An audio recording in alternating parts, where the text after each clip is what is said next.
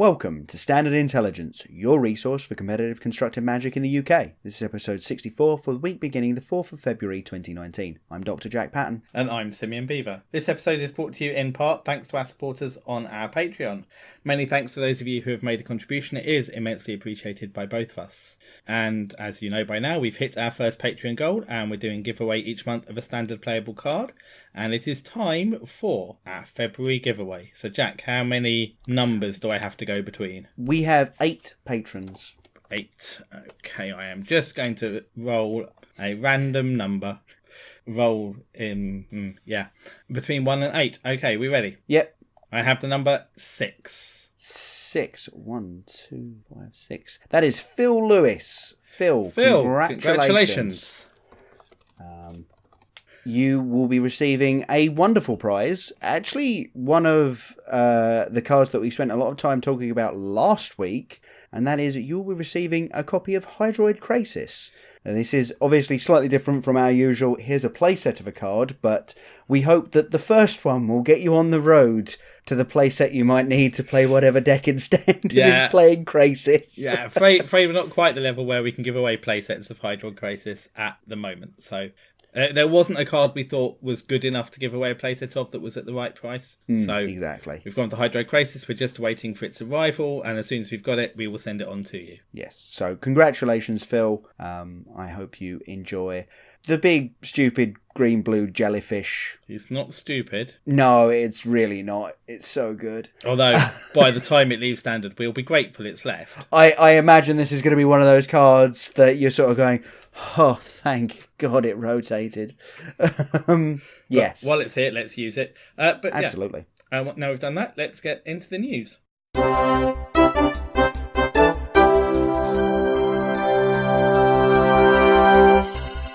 Okay, so this week we got some more information from Wizards about their format, the championships that they're having. This is for the Arena Mythic Invitational. Please note, it is an invitational, not a Pro Tour. We've been told... Or a championship. It is a one-off event. They can invite who they like. They have invited who they like. So we've got the names of everyone who's been invited. That's the whole Pro League, obviously, apart from Sato, who is currently not suspended, but just not allowed to partake in this event. Yeah. And then a list of invitees from across the Magic world. There are obviously always going to be some names that you'd like to see on there that aren't there. Yeah, a few spring to mind as well. Yeah, and it was particularly that they said, we've invited the biggest streamers. And then you go, but the biggest streamers... Yeah, there's no Hoogland on here. What happened? And then you sort of looked at it and you go, there's no Jim Davis either. Yeah. Like, he must be often one of the second biggest streamers. He is, I think, at number 5 or 6. Because Hoogland put together a thing off Twitch that showed that over the last year who'd been the biggest streamers of Standard. But it is a good cross section of the community. Absolutely. This is something that I have to say I'm very impressed with. We've got a fair amount of diversity in the selected players. Yeah. And as much as, yes, I would love to see my favourite players play, you know what we don't have in the top 32? A great deal of diversity. We've got national diversity, which is excellent. There's not much gender diversity or, Well, there's zero gender diversity. Well, exactly. Yeah. There's not a great deal of international diversity, really, A lot of it's American, obviously. It's American-European, and outside of American-European, there are very few. Mm-hmm, mm-hmm. So that's all good. From the English point of view, we have Autumn getting an invitation, which is fantastic. Yeah. Really pleased for them. Excellent to see their hard work recognised like this. They've been putting a lot of effort into their stream, which is excellent, and you should be watching it. I have done a few times. Yeah, I know. It's really good. And then there's also, they announced the format. Yeah. Bit weird. So, a bit weird. Okay, duo, let me go through it. So it's duo standard. Players submit 2 standard legal decks, but they do not sideboard them. They can submit a sideboard in case they're using Mastermind's Acquisition, but they don't actually sideboard with the decks. they can have 2 decks that are exactly the same. Seems a bit pointless. Or 2 decks which have only a few cards different, so as if they're sideboarded. Mm-hmm. Although how you could do that when you don't know what you're playing against, I'm not sure. Yeah. And then, so for game 1, they randomly determine which deck they're going to play and randomly determine who goes first. And then in game 2, they change decks and change over who goes first. And in game 3, if it's 1-1 after games 1 and 2, each player selects their deck and the person who goes first is determined at random again. Yes. So that point I love.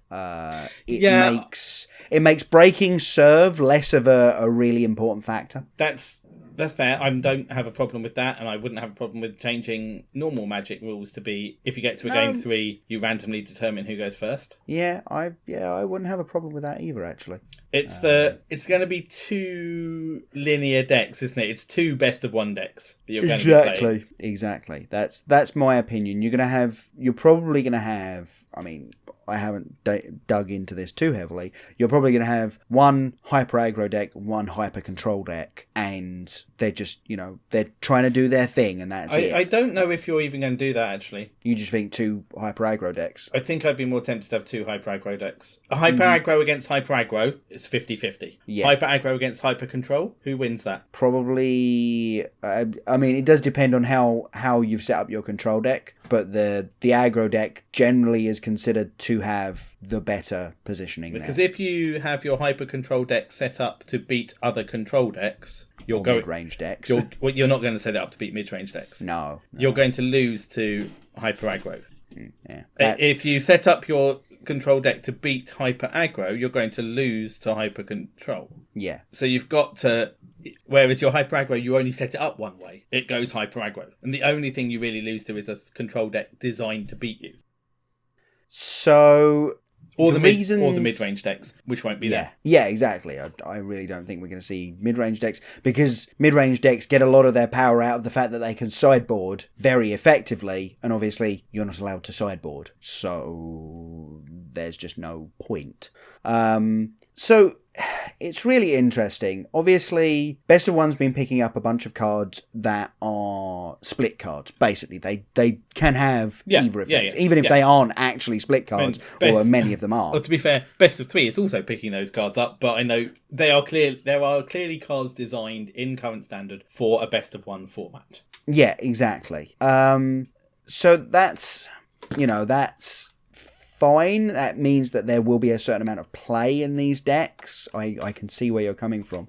My problem is, why? Like, you have a perfectly good system for playing a best of 3. There was actually an article by Chris Clay and Aaron Forsyth basically explaining, why are we trying to do this? And it's, we know we can't do a best of 1 as our competitive viewable Magic. We have fully accepted that does not work, and I'm like, thank heavens. But yeah, essentially you can't do it because the time to change players is too much of the percentage of the tournament. Exactly. That's it's not that it's not plausible to do it. It's the physically. Well, it's the physically moving around bit. I don't even think it's that. I think from a viewability aspect, I think you'd end up with, here's this really interesting matchup between 2 very impressive players. One of them stumbled a little bit and they died in 10 minutes and the game was over. Well, the game's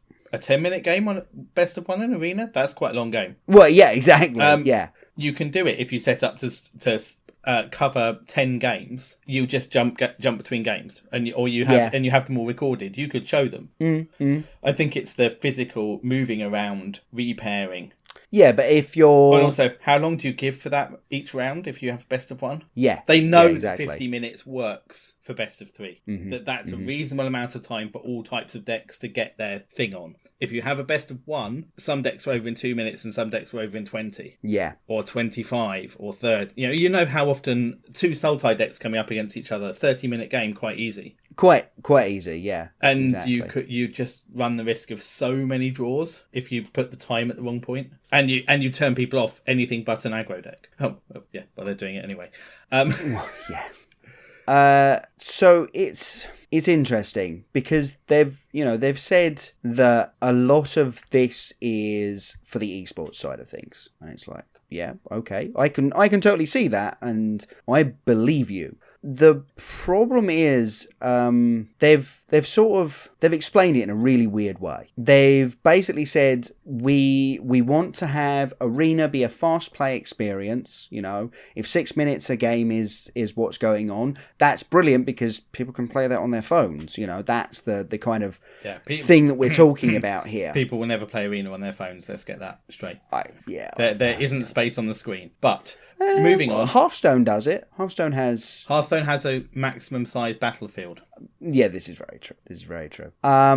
The problem is they've also basically said, and I am paraphrasing here, we're dumbing it down. The comment of sideboarding is a barrier to entry for new Magic players because it's a very tricky skill to understand was stated in these articles. Yes, but why is that a problem? Like, the complexity of Magic is what keeps Magic alive and us learning about the game. I would say that I still do not understand sideboarding, and I've played for 3 years. Like, I am sure that there are pros who would say, yeah, I'm not 100% certain on the ins and outs of sideboarding all the time. Yeah, no, I agree. Sideboarding is hard, but yeah, I also don't like the fact they went, but sideboarding is hard, so we're going to get rid of it. Yeah, exactly. Why? That's a really important part of what makes Magic. So you're moving into this realm of having 2 very linear decks whose games are over in 6 minutes, and they're talking about as well trying to reduce the number of non-games by not having decks that have a terribly detrimental matchup coming up against each other, and then you just not having a real game of Magic, because even with sideboarding it doesn't get much better. And I disagree with that heavily because it's standard. The worst matchups are 60-40, maybe 70-30. You're not talking about a 10-90 matchup as you would get in Modern or Legacy. You're not talking about the fact that you sit down and your opponent goes, I'm playing this deck, and you go, I'm playing this deck. Oh, okay, we might as well just sign the match slip right now. A lot can happen in a standard game of Magic. There are a lot of upsets. And with sideboarding, those get better. By taking away sideboarding, you run the risk of a person having 2 very bad matchups in the same game with no ability to know that they were about to step in to another bad matchup. When you sideboard and you go into game 2, you go, okay, do I need to mulligan aggressively for this card? You step into another game in game 2 and you go, I haven't got a clue what deck they're playing now. Yeah, what have I gained by playing game 1? I'm just going to say you can't say Standard doesn't have bad matchups and then say someone can have 2 bad matchups. Well, yes, but okay, not awful matchups. Yeah, and they're not going to be awful matchups, but you're exasperating the problem. Is my point? It's you're not fixing the problem. You're exasperating it. Also, to be fair, this is an invitational. It is not a standard ordinary event. If they want to experiment with trying a different game mode in paper, this is the place to do it. Absolutely, and that was kind of gonna be the end point of all this. This is not a Mythic Championship. This is not even we've been told that we have to play this to qualify. We should talk about qualification. We will. This is, you go to this one event and it's a promotional event. This is the exemplar of a promotional event. We're going to PAX. It's going to be 64 players, relatively small field, so we should get some nice stories coming out of it, much like we do at Worlds most years. And then... Yeah, it's like... that's actually a good way of looking at it, in that at Worlds they often have weird formats. Exactly. That they're trying out. It is that type of event. It's not a... Don't go up in arms because the event is weird. It's fine. It's allowed to be weird. Exactly. Yeah, we should talk about the fact that there are 8 places still available. Yes. How do we get those, Jack? You best be real good and grind a lot of Arena. So the top 8 players in the Mythic section of Ranked Constructed. Now, obviously, we've combined Best of 1 and Best of 3 Constructed. So if you are one of the top 8 players at the end of the season, in the end of February, you're getting an invite and flights and accommodation at PAX. Yeah. And for just showing up, you should get $7,500. I think is $7,500 the prize payout. Is the lowest. It's the prize payout for 17th to 64th. So yeah, pretty good. How do you rate your chances of being able to make top 8 of the Mythic ranks on Arena, Jack? I put myself at 50-50 at even making it to Mythic this season. Wow. So you put yourself at 50-50 for making it to Mythic. Yeah, but I'm also unemployed and can therefore grind literally all day. I put myself at 2% to make it to Mythic. Yeah. Because I am not unemployed, and I also have a family and other things I have to do. Yeah, there's I definitely haven't be found a deck I like yet. So, all those things together. Yeah. There's definitely going to be a type of player that can make it, and you know what? I am not going to be one of those players that gets to make it to the top 8. That's just not a thing that's going to happen this season. Amusingly, people like Jeff Hoogland and Jim Davis are people that could totally do it if they wanted to try. They could, but I suspect they don't want to try. I don't think they want to try. I think it runs a risk, actually, that the amount of time, especially towards the end of the month, that you'll have to put in. Yeah. So 16 hours a day type playing every day is going to burn some people out and is going to be quite dangerous mental health wise. Yeah, absolutely. It's the thing I like least about their announcement. Yes, we've given you a route to do it, but the route is so very, very hard that it's going to be damaging to a lot of people. And there's quite easily 200 people in the world who play well enough to be in the top 8 of Mythic. Fortunately, many of them are already on the invite list. Okay, maybe there's 2,000 people who play well enough. Maybe. And only 8 of those make it. So say 20 of them are fighting on that last day. Oh, God. And it could be you get a matchup that takes 40 minutes and you win it, but someone else has 3 matchups in that time and win all 3. Yeah. And that's knocked you from 6th to 9th. Yeah. And you won't even necessarily know your exact placement as the bell rings and the league shuts down, because they've said you'll be receiving an email a week later because the data that you are shown is not necessarily entirely up to date. And it's like, what if you think you're 8th? Your place on the screen says 8th, and you get an email that says, no, someone knocked you out, you were 9th at the last second. It's what you see on the screen updates every half hour. Right. So it's not like your wait ages and not know. Half an hour after it's finished, you will know. Okay. It did get slightly messed up by the fact that people got emails telling them they were at particular places at the end of last season that were wrong. That's fun. And also that when people made to Mythic in the last couple of days, they had information that was wrong. Oh dear. Like you said, they were 85%, and they were like, but I can't be. There surely are not 1,000 people at Mythic yet. Yeah, exactly. And they weren't. It was giving them incorrect information. Yeah. So yeah, there are some bugs there to sort out. But that's not a surprise that there are bugs in it. No, it's still beta. And it's the second time this has been run. Exactly. And the results at the end of last season were the first time those results had been sent out. So, and it was, to be fair, both things were corrected very quickly. But yeah, so that's probably enough on the Invitational. We've talked about the names, we've talked about the format and how we think about both of those. Let's move on to results. Yeah, absolutely. So this week, we was obviously talking about the standard winner boxes. There were no deck lists at either of the winner boxes being run. I forgot about that. That might be an issue. That yes, people will still run winner boxes, but not necessarily at Comprel, and so therefore there were no deck lists. I will say though that I did get a message from there were 4 big themes at the Axion Now one. This is a message from Axion, from Liz, so thank you very much, Liz. 4 big themes: Is It Drakes, Mini Red, Sultai, and Gates. That was apparently their sort of top 16 turnout. That seems like a reasonable meta. Cross-section of the meta, yeah, exactly. We also had the Dutch Open series, didn't we, this week? We did, and unfortunately they haven't gotten back to us yet about their deck lists. So as soon as we know them, they'll go up on the website, and if we get to discuss them next week, we get to discuss them next week. Okay, so if we're looking for results, we're going to have to go internationally. There was a Star City Games Team Trio Open. Rather than looking at the standard results from that, because when it's teams, you don't know whether it's the standard deck that's made it or not. We thought we'd... Yeah, in fact, in one of the cases, I can tell you absolutely that it almost 100% wasn't, in that the team that lost in the finals, their modern seat hadn't dropped a match all day.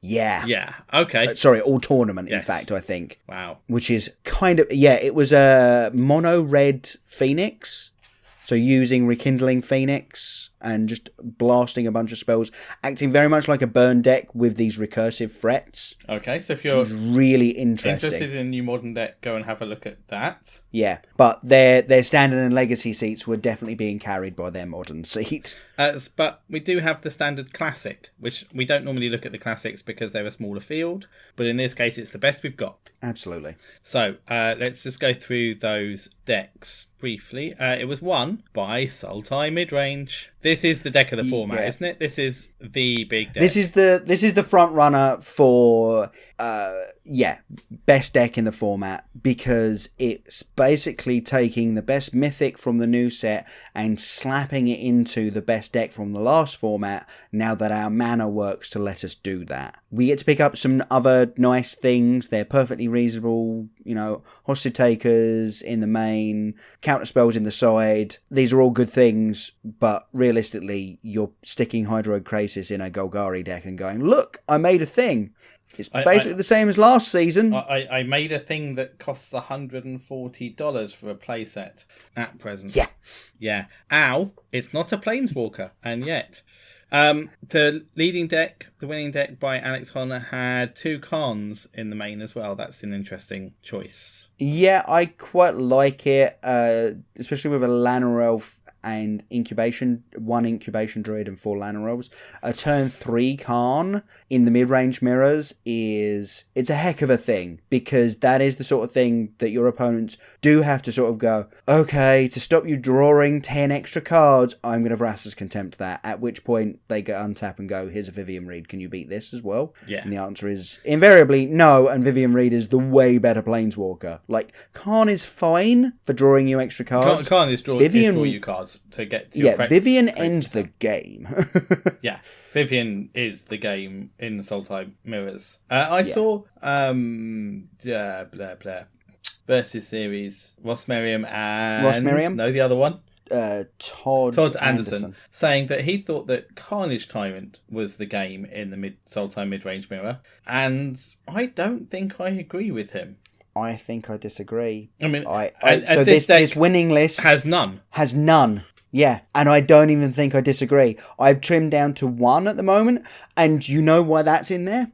Because other people are still playing a lot of theirs, and sometimes you really just need an answer to it. I mean, because I've had frequent times where I've gone, well, I have a Carnage Tyrant I can attack with, but they just double block with a Merfolk Branch Walker and a Jade Light that have gone a bit bigger, and then they'll just find them back and explore again, and that's really annoying. The middle of last season, we were dominated by this Carnage Tyrant Finality Memorial to Folly loop. And it was gross. It was absolutely disgusting. Trying to grind through a person who was doing that was horrendous. By the end of last season, I think we'd made it to the point where people recognised that the game was Vivian Reed because you were a value deck. As you pointed out, eventually someone just goes, oh, I'm going to stick 2 creatures in front of this. You're not playing enough removal anymore to kill my things. And even if you are, I'll make 2 more creatures and stick them in front of the Carnage Tyrant. Actually, and the Hydroid Krasis changes that entirely, because now it's, I Hydroid Krasis, X equals 6. I drew 3 cards, gained 3 life, and there's still this threat on the board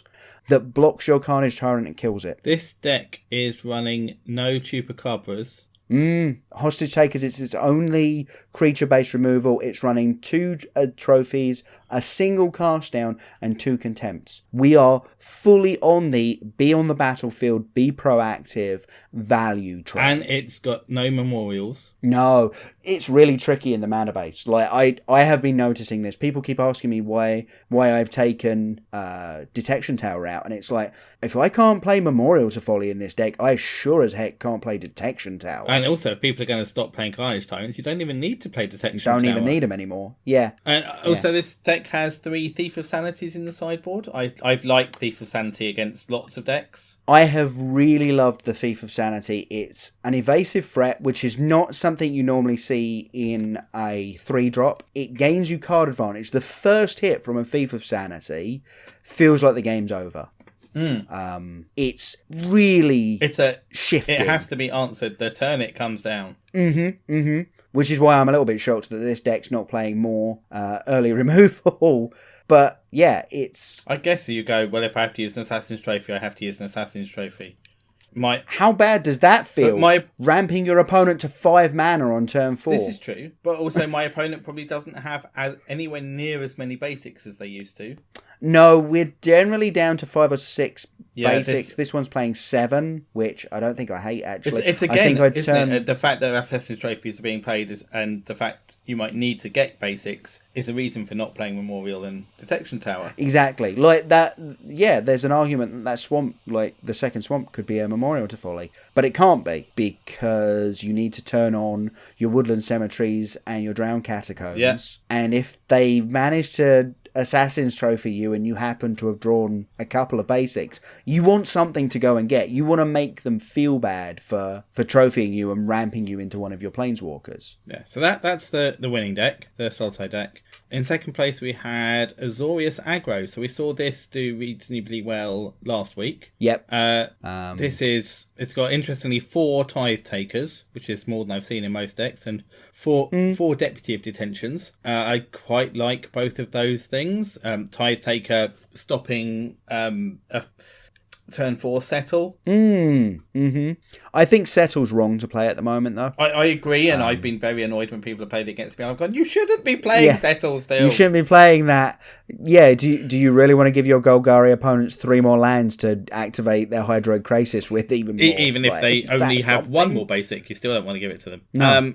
But Tide Taker is still, I think, a good thing for the anti-control side of things. It just mucks up your opponent's turns, right?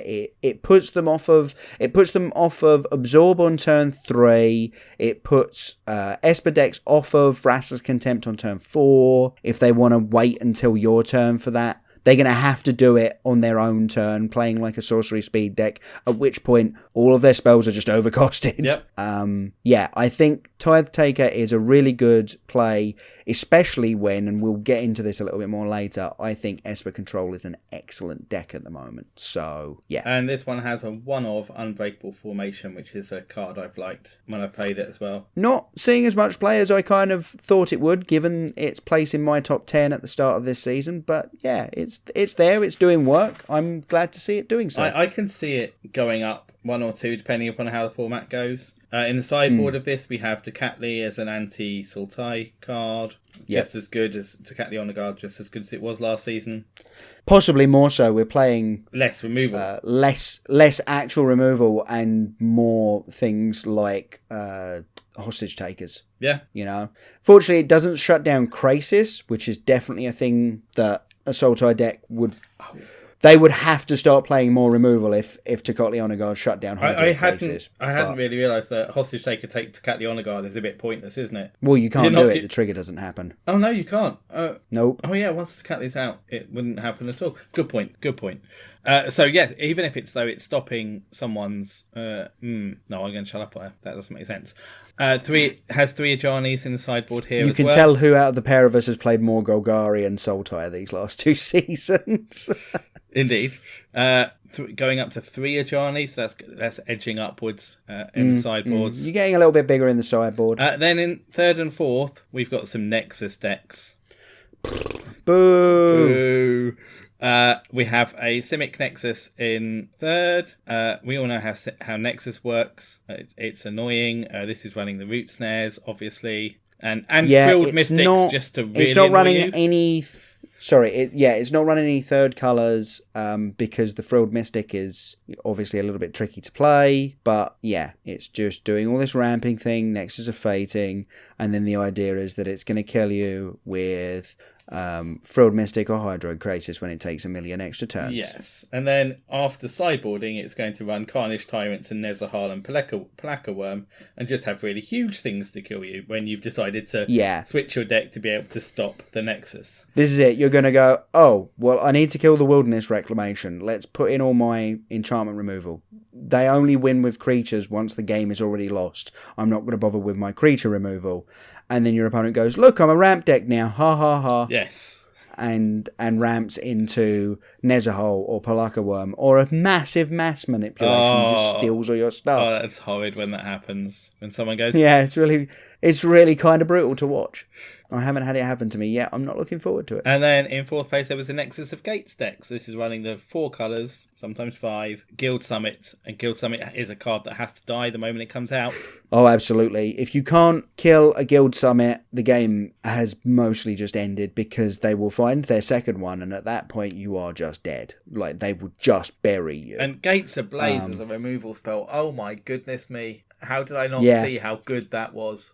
No, I know. We all just sort of looked at that and went, well, it's a rubbish red wrath effect. No one's going to be playing enough Gates to make it work. And then suddenly this deck pops up and people go, wait, there's how many Gate payoffs? And the funny thing is, this deck isn't even playing the Gate payoff creatures. No, it's not playing the Ram. No, it's not playing the Ram and it's not playing the Colossus. It's playing 4 Hydroid Krasis.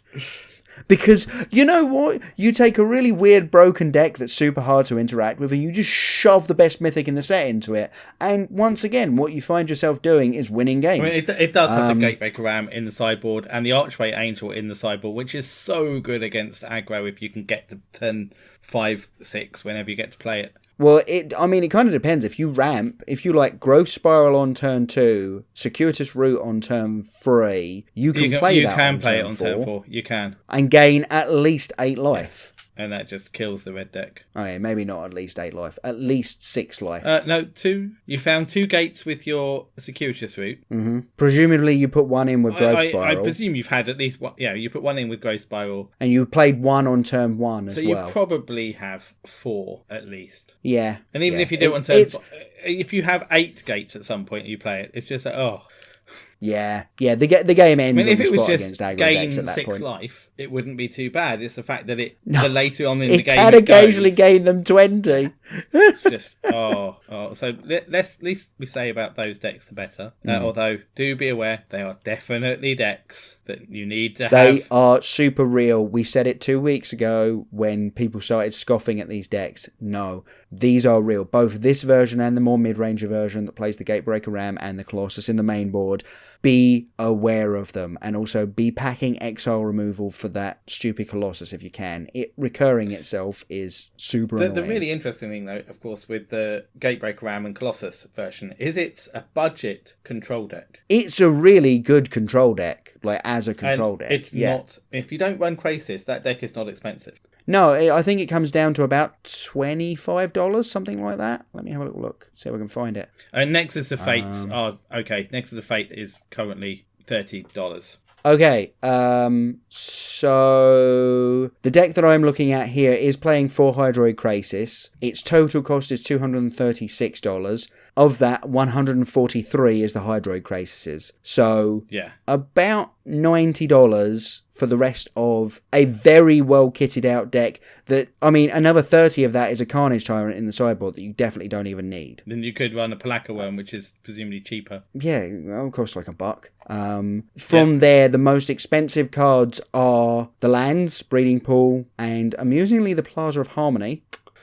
People have started seeing that that's very good, and then you're down to Circuitous Route, and Lava Coils, and now it's like, wow, how cheap is this deck? So there is that to say for it, that it is a cheap control deck, which is definitely something worth considering in a season when we've got, very minimal events to go to. Yeah, fair. I'm trying not to be super negative about it. It's, it is what it is. We get our seasons back next season because obviously we're switching into a direct qualification we have another system. announcement coming at the end of February, so let's hope that one. Yeah, but I thought that was about Modern. No, there is an announcement about Modern coming up, but equally in the Mythic Invitational blurb, we did get an announcement somewhere. Let me find it. Sorry. Yeah, because, I mean, as where it says, Davey White pointed out to me on Twitter, this is the reverse of the season when PPTQs came in. Because we had a season where PTQs were still happening, but also PPTQs had started, because we had this, you need an extra season to set up for it. What we've got now is the reverse. Yeah, of nothing.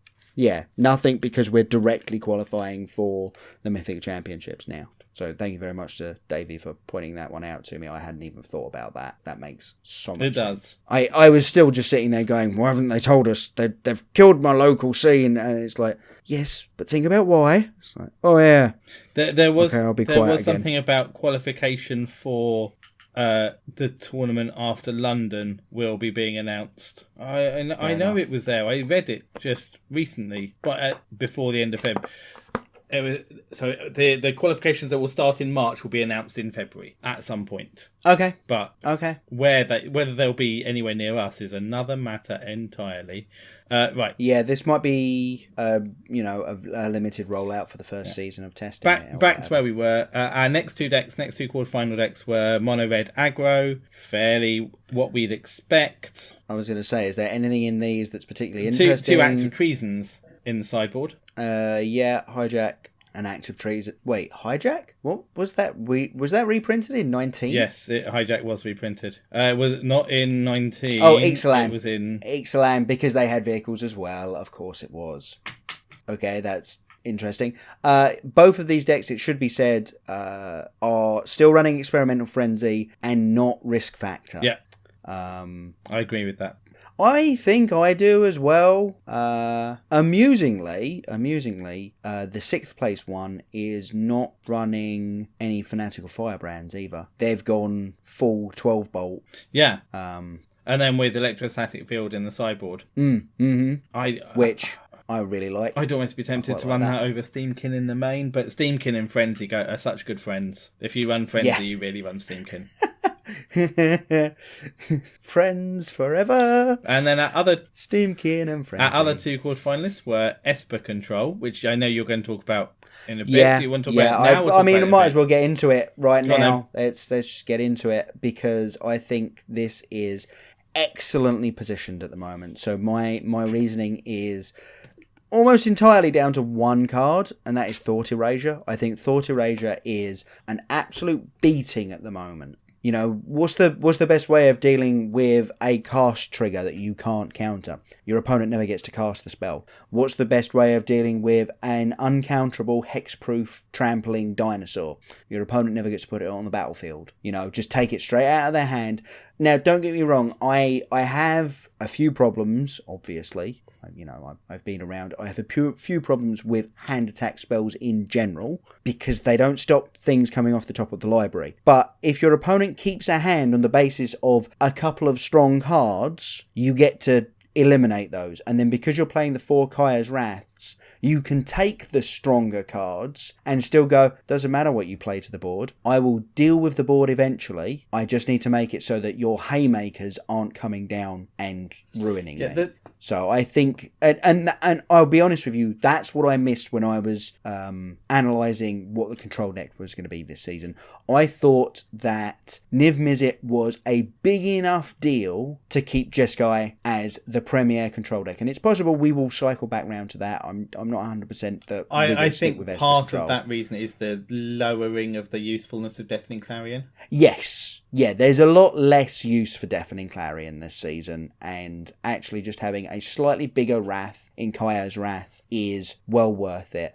Even the fact that you're playing a white, black Wrath on turn 4, but you also kind of want your Absorb available relatively early as well, doesn't seem to be that much of a problem for these control decks. Because they have to run extra lands anyway, because they're a control deck, they manage to make their mana base work a lot of the time. The one thing I've seen is some Esper control decks sort of Thought Erasing twice, but not having anything themselves to follow it up with, and so they just lose the absolutely.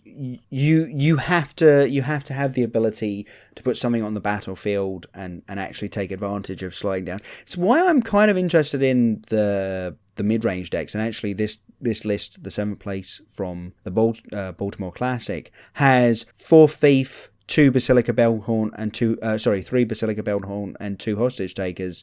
Oh, and a Plague Crafter in case you need extra creatures in the sideboard. It can switch itself to a mid-range deck.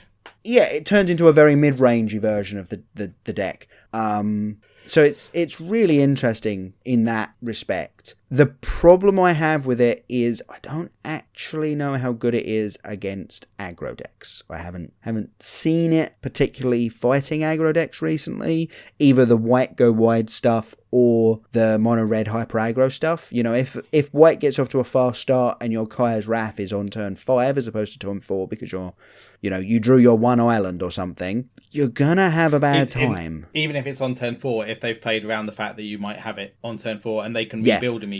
Exactly. They get to untap and go, oh, you've got no counter magic up. Yeah, well, here's a bunch of 1-drops, Loxodon. or whatever. Yeah, so if they've played around it, indeed, it can be a problem. I do, though, agree with you that I think Esper Control is pretty strong at the moment as well. I think because I think the level 1 or level 0 deck choice is Sultai. Yes, I think it's strong against Sultai.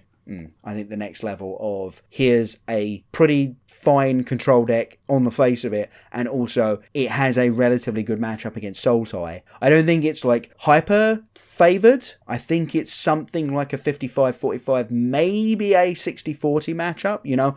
I've managed to beat it with my Sultai mid-range list. It's just a case of I got the draw. My opponent didn't have the counter spell at the critical moment. They didn't have the Wrath at the critical moment. That's always going to happen. I mean, yeah, but it happens way more in standard than it does. I know, but that's what I'm saying. So yes, it might be favoured against Sultai, but it's not dominant. Talking of Sultai, there was another Sultai deck in 8th place and another one in 9th. Again, fairly standardy type things. This one's got 2 Hostage Takers and still running Carnage Tyrant. It has 1 Karn Sign of Urza in it.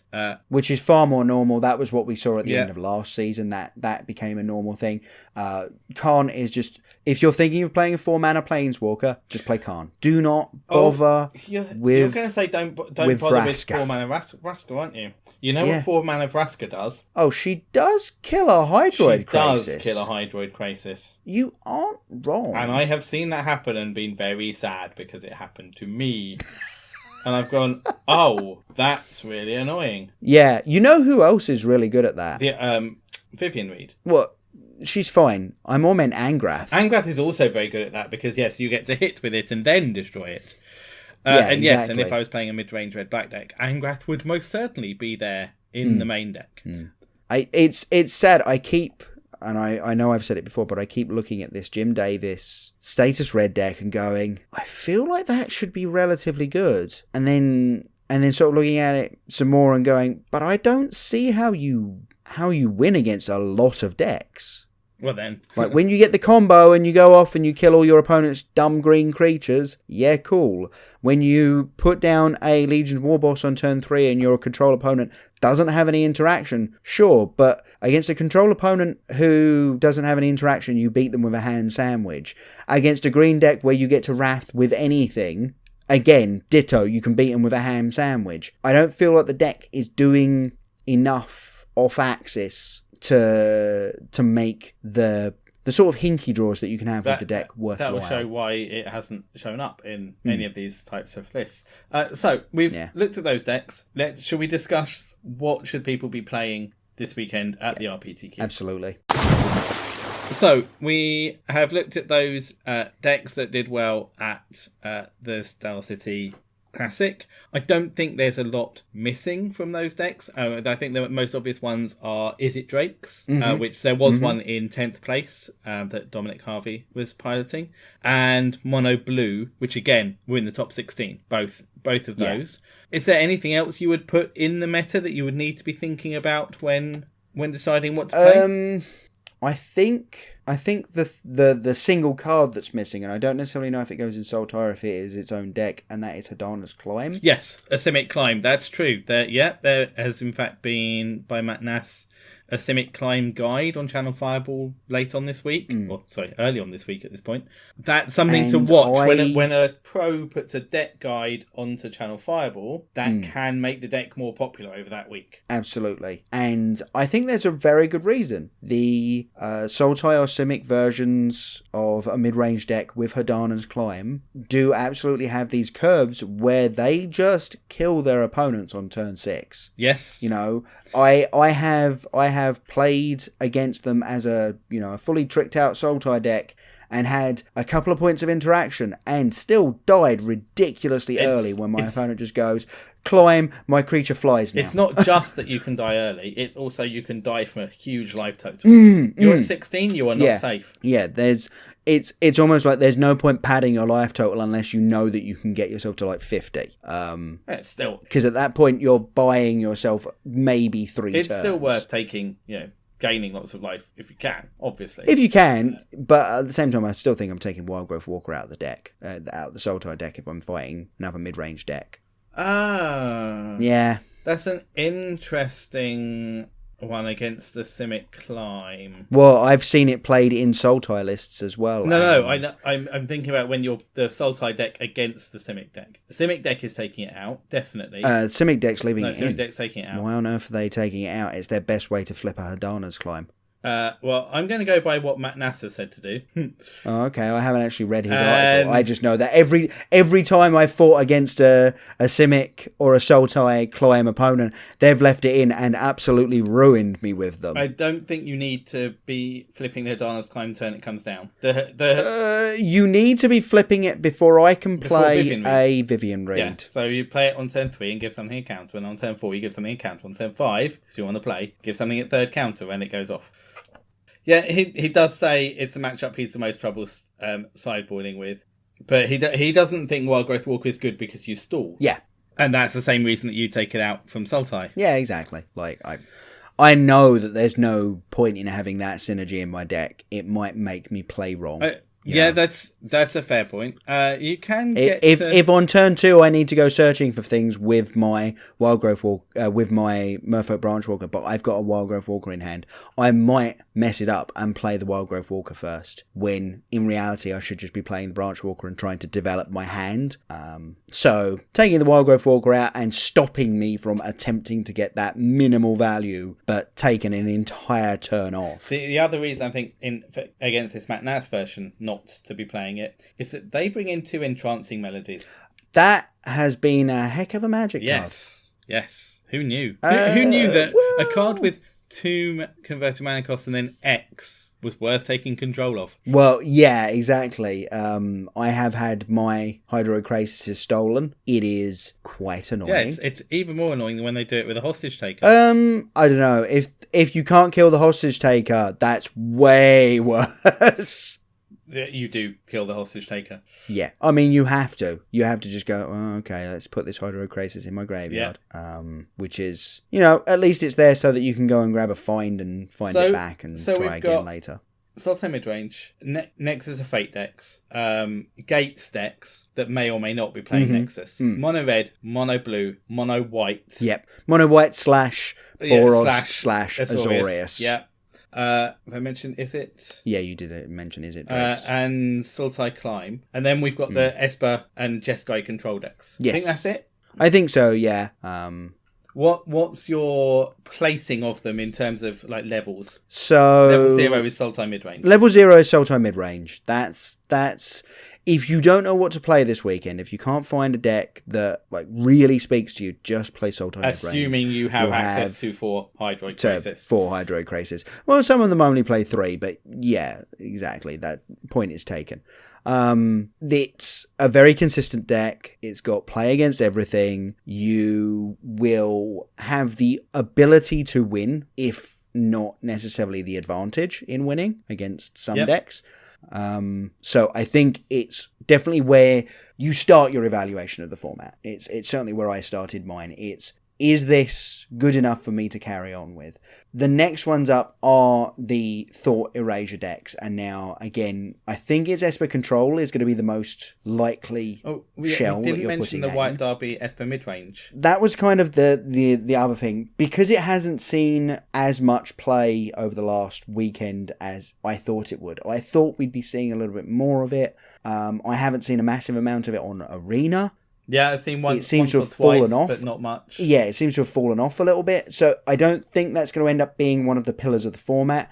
But it's definitely one of those decks where you can sort of go, okay, well, we get to take more advantage of our Thought Erasures because we end the game before you can draw the next threat. And that's definitely something that I think is worth considering. And that's sort of where I go if I'm not in the mood for a control deck, but I am in the mood for Thought Erasuring people and that sort of thing. And then I think you come full circle back round, and your next sort of, if you really think that Esper Control is going to be that big, and you think it's gonna start knocking out Sultai, I think now you're switching back to these aggro decks, and I'm including in that Mono Blue, Drakes, possibly even a Phoenix version of Drakes again. We might swing back to that. I don't personally think we should, but we might. So Mono Blue, Drakes, Mono White, and Mono Red. And Azorius stroke Boros for mono Boros, white. exactly. For the white. The white can go either way. It can go into Azorius and have this kind of mid-rangey thing going on. If you were It going can also aggro, go red and which of those do you choose? Mono Red. So, my feeling is that deck is so fast at the moment. With Light Up the Stage, with Skewer and Wizard's Lightning, I personally think that deck has the tools to get round every mid-range deck and just be faster than they can set up. You know, you only need to get a couple of points in with your creatures early, and then your burn plan is very much live when you're running all 12 bolts. And then out of the sideboard, you do actually get a lot of really interesting play. As you said earlier, Simeon, these active treason effects coming in to steal people's Hydroid Krasis that they're trying to hide behind. Really interesting play. We've got the Lava Coils to deal with the Wildgrowth Walker decks. We've got treasure maps to go a little bit longer against the control decks and things like that. And then Banefire, ditto. If someone is still playing Settle the Wreckage, you get to punish them hard for settling you. And then, is the level above that the Nexus decks? Or is Nexus a completely different axis that ignores what everything else is going on? And it's, if you think you can play the Nexus deck well, that might be the best thing to play regardless. Please do not play Nexus. I know we don't want but people for to do it, but for real, I think you're right. I think it falls somewhere in the control range. It's not. It's going to get beat by control decks, but mid-range decks, especially in game one, when we've still got a ton of removal spells in those decks, that removal is mostly just dead. By the time it's live again, the game is already over because your opponent has finally put creatures on the battlefield to kill you with because the combo's going. So if you think Esper Control is going to be big, you do not want to be playing Nexus. I don't think so. I think Thought Erasure plus Absorb is pretty harsh. So bad for you. It's so hard for you to beat. So if you think they're playing, if the majority of people are playing Sultai, then Nexus is worth playing. Nexus is very much worth playing. If you think the room is Sultai, I think the Nexus deck is depressingly kind of where you want to be. I can't work out if it's Nexus of Gates and you get to play this mid-rangey sideboard plan against, say, an aggro deck, or if you're just playing straight up Nexus. I think if you think that the mono red's going to be big, then you want to play Nexus of Gates, because that has ways of beating mono red that the normal Fates deck don't have. Precisely. So if you think the room is going to be on Sultai, picking up a straight Nexus with Wilderness Reclamation deck is probably the best place to be. If you think the room is going to be on Esper, do not do that. Play the Esper and play it better. Play Esper or play big red aggro. Okay, yeah. So we've gone through this thought process ourselves individually as a way of working out what we're going to play this weekend. Mm-hmm. I know we normally talk about what we're going to play later on, but let's talk about it now. How did you come to your choice? So I'm on the level 0 deck, which again, I'm saying level 0, I mean that as no insult. I say level 0 because it's the we're happy to say this is currently the best deck in the format. Whether it gets beaten by another deck on a regular basis is neither here nor there, because its matchup against the field is at least 50%. I'd say, if not 55. Well, no, because if a deck has a matchup against the field of 55%, then you see it all over the top 8s. I'd have said its matchup against the field is at least 48% against everything, or 45% against everything, and so it has a good chance. Which is why we see them winning, but we don't see them taking 4 or 5 slots of the top 8. Yeah, okay, I can see that. So it's got game against everything, but it's not a 55% deck. Yeah. So I stuck with the level 0. Partly because I have a last chance qualifier to go to, and I know at the PPTQ level, the UK meta is far happier to go to mono red and aggro decks than will necessarily be seen at the RPTQ. I still have to qualify for the RPTQ. Wish me luck. Whereas at the RPTQ, I wasn't trying to qualify myself.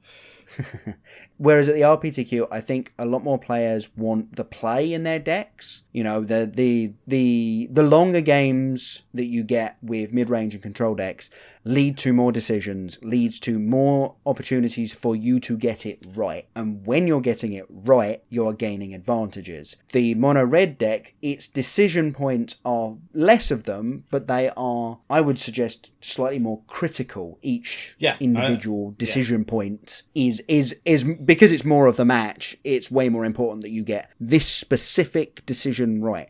You can flub a couple of times in a Sultai deck, and you drop down a couple of percentage points, and that might cost you the game, but there are enough decision points where you can accrue that game advantage back to a certain degree.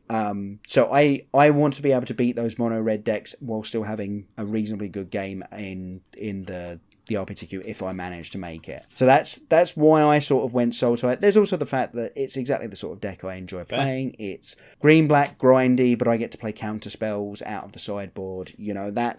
That's something that I've been wanting to play for a very long time. I loved Teamer Energy because I got to play counter spells in my sideboard. I loved the Jeskai Black decks when they weren't full control. For the same reason. Exactly. It's that style of deck. I played like a Grixis mid-range deck in the season when I really should have just been playing green-white tokens, or Bank Coco, whichever. And it was just, I get to play creatures onto the battlefield, I get to accrue value out of 2-for-1s, but I also get to hold up negate. And that's a very big thing for me. I like having that play. Okay. Seems fair. Seems like a good way of coming to a decision. Do you want to hear my process? I want you to tell people about your process, Simeon, because I want people to come up to you at the last chance qualifier and going, I wondered if you were being serious about playing this deck. Okay, so I was playing Sultai mid-range on Arena, and it's reasonable. I'm okay with it, but I'm definitely not the best player with it. It's a deck that gets very powerful and can win games, but I also lose games because of my misplays with it. I'm sure I do. And I'm fairly certain at PPTQ/RPTQ level, I will get outplayed on that deck. I tried mono red, and I tried some Rakdos aggro. Again, I like. It's fun, it's quick. I'm better at best of one than best of 3. My sideboarding skills are clearly not great. That was definitely a possibility to take. Something reddish was definitely a possibility. I've also played a number of Simic decks. Again, I'm much better at best of 1 than best of 3. Had this guide come out last week, I may have tried to use this as my sideboard guide and gone, okay, maybe I've just missed a couple of things. For instance, I haven't got Growth Chamber Guardians in my Simic deck. I probably should have. I haven't got Entrancing Melodies in my sideboard. I probably should have. And maybe that's pretty interesting tech. Making those changes might change how I'm doing with the Simic deck to make it to that's what I should have been playing. And that is probably what I should be on, the Simic Climb deck, to be fair. I think it's got really good game against Sultai in a lot of places. I also tried a bit of the Azorius aggro deck for a little bit. The trouble is, all of those decks, essentially, I am at 50% with. I'm keeping track with some of the apps you can get for Arena that show how I'm doing with my decks, and pretty much everything is somewhere between 45 and 50%. I have, over the last month, been doing far worse than I was doing the month before. And like having days where I play 30, 40 matches and I'm not positive, which is just not good. It's not feeling nice at the moment. I'm not in a good place with how I think I can play against the field. So what I needed to do was find a deck completely off everyone's radar. That means I know what you're doing, you don't know you might know what I'm doing, but you haven't prepared for it. And I was looking for some ideas for red-black. And you pointed me to Jim Davis and said, he played some red-black decks, go and have a look at him. And I did, and my eye got caught by the fact that he played a 5-0... He was playing a deck that went 5-0 on Magic Online, and it was a dinosaurs deck. And you know I love my dinosaurs. And I've had 4 Ripjaw Raptor in my binder since dinosaurs came out, and I haven't been able to play them at any tournament. And this might, frankly, at the moment, be the very last paper tournament I play, for all I know. Yeah. This could literally be the last paper tournament, because I am not capable of grinding an online thing to beat people. Just, I'm not. End of. So I thought, okay, if I don't have a deck that I'm happy that I'm going to definitely do well with, which, if we go back to last season, the tokens deck, I was happy I would do well with that deck. And it was maybe not tier 1, but it was tier 1.5, and I could push it to tier 1 level. I just needed a deck I was going to have fun with, and so I'm playing dinosaurs. If you're Patreon, I will try and have the deck list on Patreon before I go to the event, so that you can see exactly. Yeah, I will do the same. So you can see exactly what I'm playing. Otherwise, come along and find out exactly what I'm playing. It was doing great. I was actually massively positive with it. Then I went, okay, this is definitely a deck I'm playing. Let's check what cards I've got. Let's buy any cards I'm missing. And then I lost like 12 games in a row. Oh dear. Like, it's now a 50% deck again. Oh, what? But I did go on a streak with it, and I hadn't gone on a streak with anything for the last month. So it's like, okay, I'll play this. It might do awfully. It might go 0-5. But it's definitely the sort of deck that can have those really powerful nut draws and just kill your opponent. I have done things against Sultai decks. They're like, they just did not have a chance. And it should have a really good matchup against Mono Red. I haven't played against Mono Red that much, but because I have big things that are hitting you, your burn spells don't kill my creatures, or you have to keep really good 2-for-1ing yourself against me, and then I can. Yes, sorry, you were saying. You know what's really good against Chain Whirler? Ripjaw Raptor. Yeah. Indeed. I had someone play 2 of them into my Ripjaw Raptor. I'm like, oh, God. Cool, I'll have those cards. Thanks a lot, mate. You still can't even attack because it's a 4/5. You can if you want.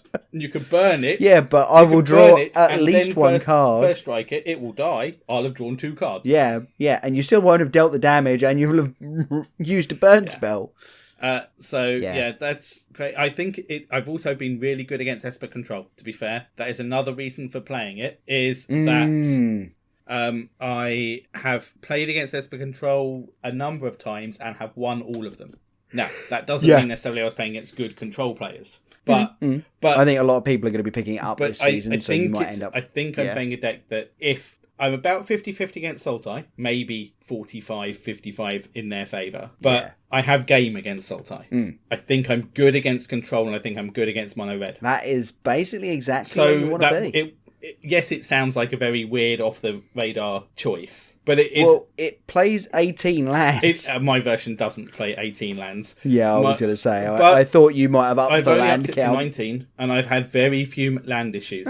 I mean, it is running 12 mana dorks. Yeah, well, and this is it. It runs another 6 spells that can go and find a land. Cool. So it has lots of ways of finding lands. I have weirdly sometimes been flooded. It's gone, no!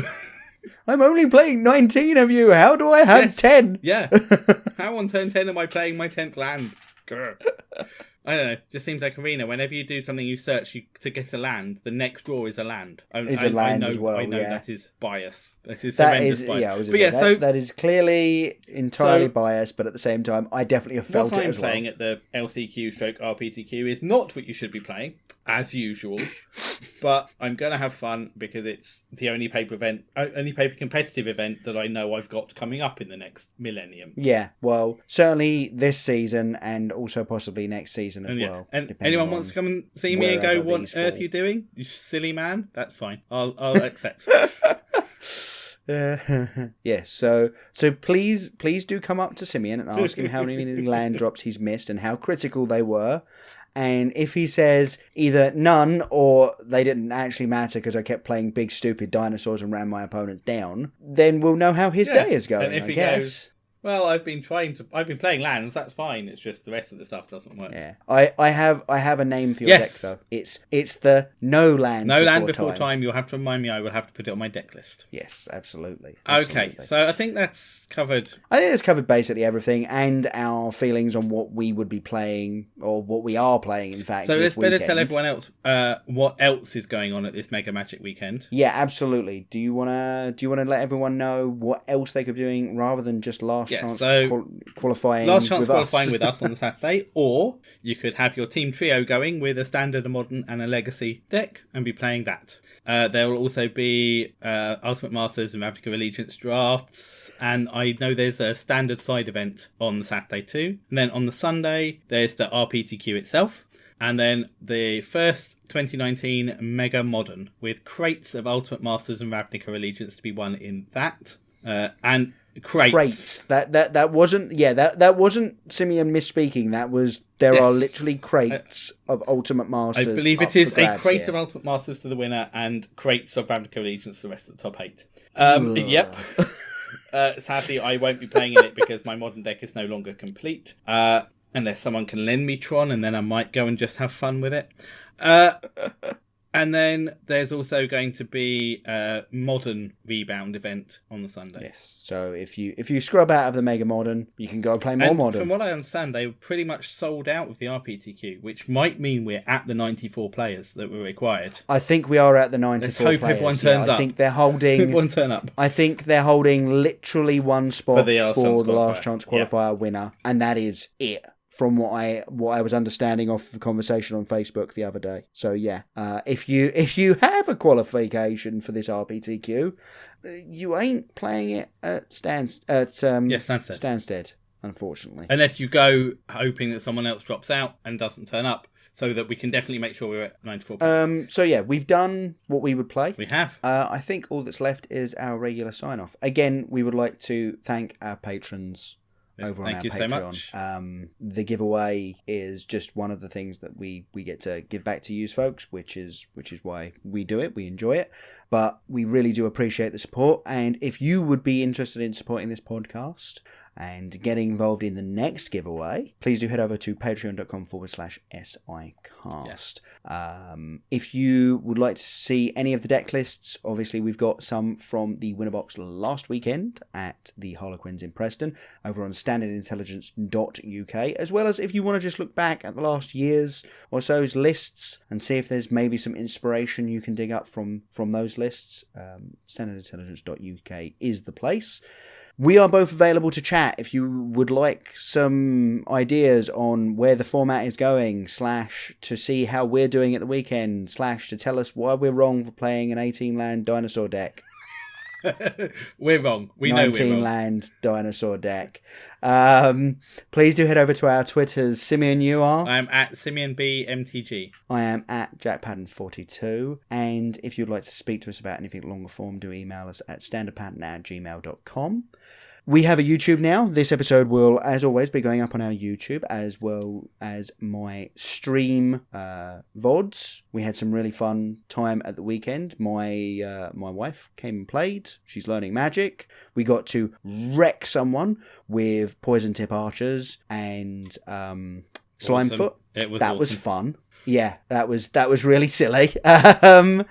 And those stream VODs all go up on YouTube. Do just search Standard Intelligence on YouTube. If you'd like to see the stream live, I will be doing my usual Wednesday stream, but obviously because I'm travelling on Friday for the tournament, because I don't live in London anymore, unfortunately, I will be streaming on Thursday night. So the night this goes live, do come and join us over at JackPattern_MTG. We also have a Facebook. Do like us on Facebook. We post all of our updates there as well. So it'll be really great to keep you all updated. We also keep people updated on the various tournaments that are going on, etc., etc. On that medium as well. So please do check us out there. Thank you all very much for listening, and we'll see you next time. Thanks for listening. Goodbye.